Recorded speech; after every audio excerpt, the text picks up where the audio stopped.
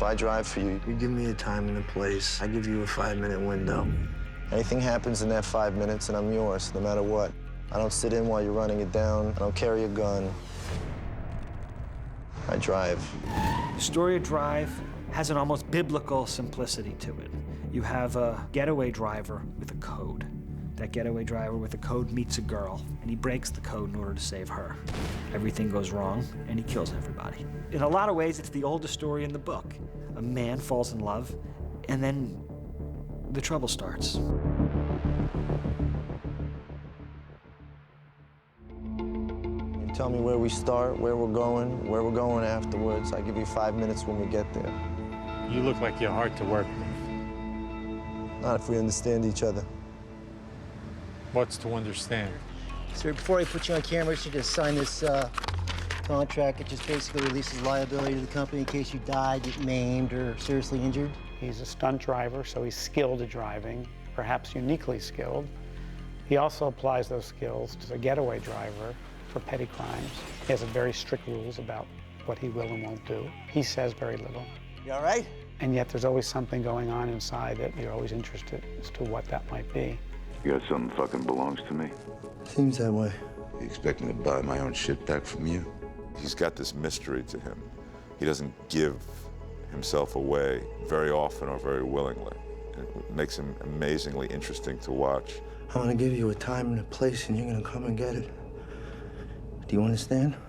The thing I like best about the character of Driver was that he was very good at one thing and made no apologies for it. He was a man with a code, and the book was about the difference between legal and illegal and right and wrong. And this was a character who was only concerned really with right and wrong. So the idea of that very masculine code felt like something that hadn't been explored in movies in a long time. I remembered it from movies like The Good, the Bad, and the Ugly, Bullet, some of the classics of cinema, and it felt like something we had kind of left behind. You Shannon's buddy, right? We met last year. And it makes for a perfect choice for this character who's more mysterious and says less than he says more. I mean, he's the quintessential rugged American, the loner, the drifter, doesn't really care if he has any friends. How about this? Shut your mouth, or I'll kick your teeth down your throat and I'll shut it for you. I think Nicholas has a very specific voice and a specific cinematic language that he can apply to different tones and different genres. He, interestingly enough, is an individual who doesn't drive a car, which, by the way, neither does Hassamini. And I thought there was some cosmic irony in the fact the director and writer both don't drive, and yet they've devoted themselves to telling a story about a driver. Nicholas has an ability, first of all, to explore worlds through the eyes of characters. He also has a wonderful way of creating tension within scenes, and the world of Drive is just infused with tension from moment to moment. I felt that that sensibility was exactly what I was looking for.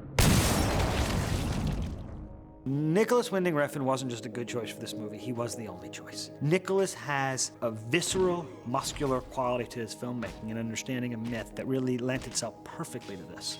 While he's a very visual filmmaker, he comes completely from a place of character. And he got underneath every character in the screenplay and questioned every move, and he wanted to know if it made sense, and he wanted to know if it made emotional sense. And part of the process that Nicholas Refn does is he has each actor come to his house, and they just talk about their characters. We had a rehearsal period that went on for a number of days before the movie started. And a lot of what Nicholas likes to do is to sort of take apart the script and find out what works and what doesn't. And he likes to set it in a rehearsal period. So when you get there, you know, you're not just like, what am I gonna say today? My hands are a little dirty. So am I.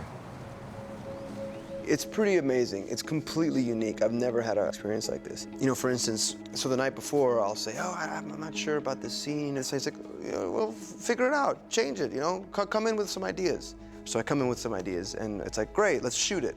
So he'll shoot the master, and it'll be terrible, of course.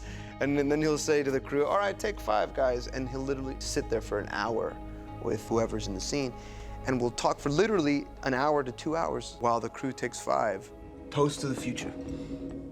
So you never walk away at the end of the day feeling like you haven't really played the scene properly. And he's really, really actor-centric. He's so good at giving notes and so good at sort of calming you down and getting rid of your kind of actor tics, and like he's a sort of very kind of calming influence, and also, you know, makes you really honest.